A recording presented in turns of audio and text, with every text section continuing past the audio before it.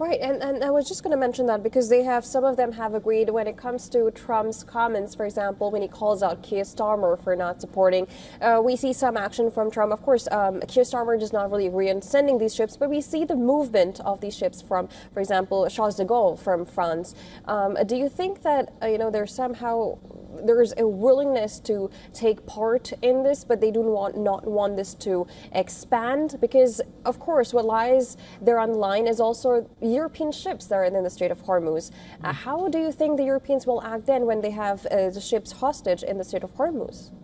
Well, they're treading a very fine line just now because the point that has been made by the UK, France, and several others is they do not want to be part of an aggressive war against Iran, but they do have some things to defend. Now, both the UK and France have a variety of defence agreements with the Gulf Arab monarchies. The UK, in particular, has very close defence arrangements with them that go back, to the 19th century.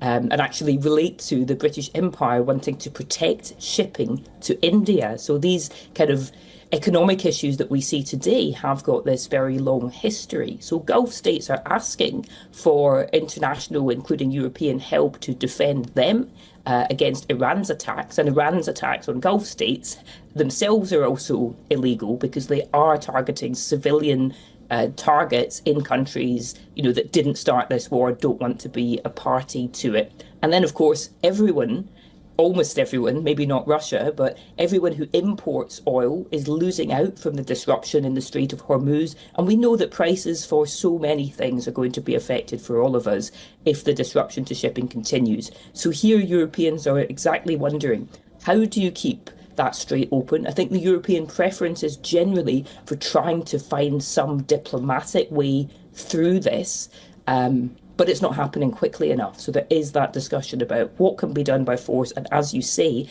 does it create a risk that those ships become targets? People may become more interested in exploring whether there are more neutral countries, China, Japan, who are not engaged in this war, but also need the oil to flow, whether they might be able to play a helpful role. Right. And on that point, of course, there's a frustration. Do you think there's kind of a frustration and reluctance to participate, considering the fact that, there has so far, you mentioned the Gulf states, they have been attacked, and these are the Gulf states who also gave a lot of money to U.S. for protection, and somehow it hasn't really worked out well for them.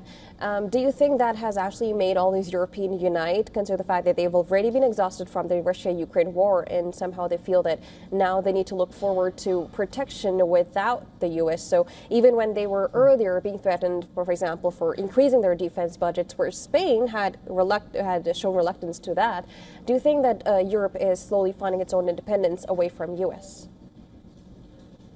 This has absolutely been the intense discussion in Europe, particularly over the last year since Donald Trump came back into power.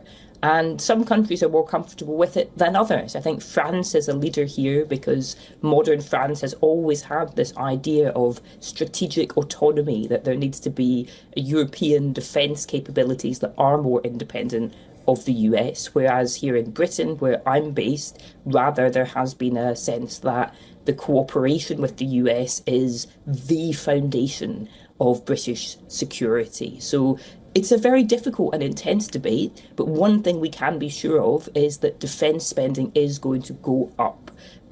Because of this world we're in, where we see more wars, we're going to see more disruption, and that is going to have an economic opportunity cost for everybody as well. So not too much to look forward to in terms of these medium to long-term impacts of the war on the global economy. Even if this crisis is de-escalated quickly, we will be feeling the effects for years to come.